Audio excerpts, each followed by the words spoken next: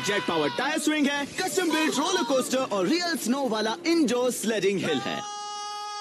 और मैंने ये सब दुनिया के सबसे डिजर्विंग बच्चे को सरप्राइज देने के लिए सेट किया। सेफ्टी तो लूजर्स के लिए है। मैंने अपने एक दोस्त से बात की जिसे कई लोग इस दुनिया का सबसे बड़ा इंजीनियर मानते हैं।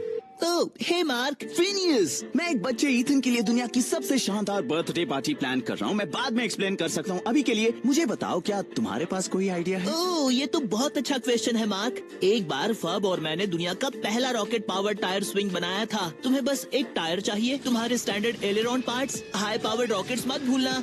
और जैसे कि तुम देख सकते हो, जब तक तुम इस स्क्रू को नहीं निकालते सब सही होगा। तुम जानते हो ना कि ये फिजिक्स के 7 लॉज तोड़ता है ना? वेल, हम कार्टून फिजिक्स के साथ काम कर रहे हैं, पर मुझे ट्रस्ट है कि तुम कर लोगे। तब तक मैं सोच रहा था, फब और मैं तुम्हारे world record breaking elephant toothpaste experiment को ट्राई कर सकते हैं।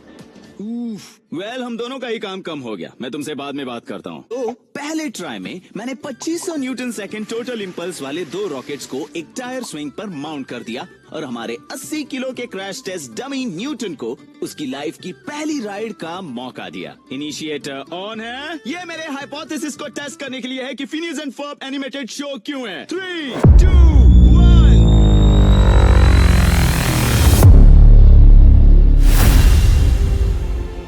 और जब स्मोक क्लियर हुआ हमारी बैंड गायब हो गई। ये हिस्ट्री की सबसे पावरफुल डिफेंसिंग थी। सिंगल चेन इसे टफ बना देगी। तो खुद को तुरंत घूमकर बेकाबू होने और साथ में अपनी इज्जत खोने से बचाने के लिए हमने चेन को डबल कर दिया ताकि ज्यादा स्टेबिलिटी मिले। तो हम चलें और इस बार इसे चलाओ।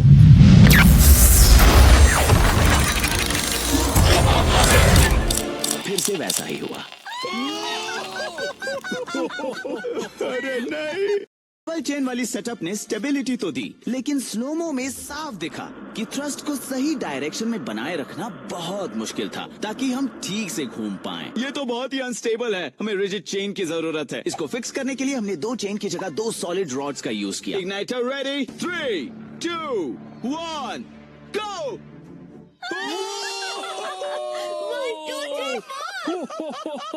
और जैसा कि आप यहाँ देख सकते हैं, रॉकेट की पावर इतनी ज्यादा थी कि उसने हमारी आधी टन की स्टील स्विंग के स्ट्रक्चर को जमीन से उखाड़ दिया। Lift off! वो गया, वो गया।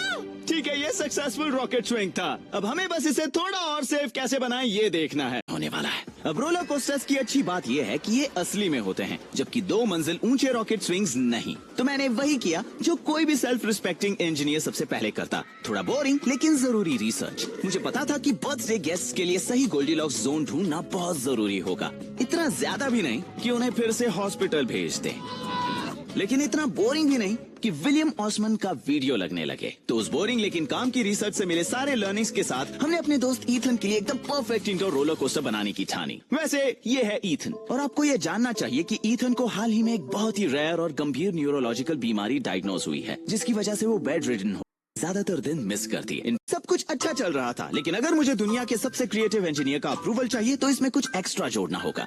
तो मैंने उनके ओरिजिनल कोस्टर को ध्यान से देखा। और हाँ, हम ईथन को फ्रांस तो नहीं भेज सकते, लेकिन उसे एक जबरदस्त स्नेक ड्रॉप के थ्रू जरूर भेज सकते हैं। एक मड बकेट और एक पूरी car wash. Snakes on a train in 3, 2, 1। Snakes check. ये बिल्ड काफी एलिगेंट था। हमारे स्नेक्स का परफेक्ट कॉम्बो बना मड बाथ कैलिब्रेटेड कैटapult। इसीलिए सेफ्टी ग्लासेस पहनते हैं। तुम इतना स्माइल क्यों कर रही हो? तुम रेडी हो? इसे चालू करो। इसके बाद यूकेलिप्टस ऑयल से भरा क्लेंजिंग सोप स्क्रब आता है, वो भी 65 किलोमीटर पर आवर पे। इतना ही करना चाहिए। नोइंग ये कितना ही हार्ड होगा। कार्टून में तो स्नो कोन मशीन और फैन से सब आसान लगता था, लेकिन असली में उतना ही हार्ड। तो मैंने हेल्प के लिए एक पुराने फ्रेंड को बुलाया। ओह माय गॉड, ये क्रेजी है। ये है फ्लेचर, और अगर ये आपको पहचान में आ रहा है तो ऐसा इसलिए क्योंकि 5 साल पहले मैंने इसे एक खास बर्थडे पार्टी में सरप्राइज दिया था, जहां उसने पहली बार डेविल्स टूथपेस्ट का एक्सप्लोजन किया और फिर सबसे बड़े एलिफेंट टूथपेस्ट एक्सपेरिमेंट का वर्ल्ड रिकॉर्ड तोड़ा। उस टाइम फ्लेचर एक बहुत ही रेयर ब्रेन कैंसर से जूझ रहा था, और क्योंकि आप में से बहुतों ने इतने सालों में उसकी अपडेट पूछी है, तो लीजिए वो यहाँ है। ये मेरी एक्सपेक्टेशन से भी आगे निकल गया। हमारा पहला थॉट था स्टायरोफोम को ग्रेट करना, पर ये डेंजरस साबित हुआ। आउच! गलती से उंगली घिस दी। लेकिन स्टैटिक इलेक्ट्रिसिटी बिल्डअप की वजह से ये जमीन से ज्यादा आग से चिपकना पसंद करता है। अगला था वो वाटर अब्सॉर्बिंग पॉलीमर जो डायपर्स में मिलता है, पर ये स्नोबॉल्स बनाने के लिए अच्छा नहीं है। ये बहुत फिसलन वाला है। मैं ठीक हूँ। और ऊपर से जितने डायपर्स चाहिए वो आधे मैट्रिक बटन जितने होंगे, जिससे हमारे पास सिर्फ एक ही ऑप्शन बचा। इसे पकड़ो। चलो शुरू कर दे। हम वुड चिप में डालेंगे 35,000 किलो एक्चुअल आइस।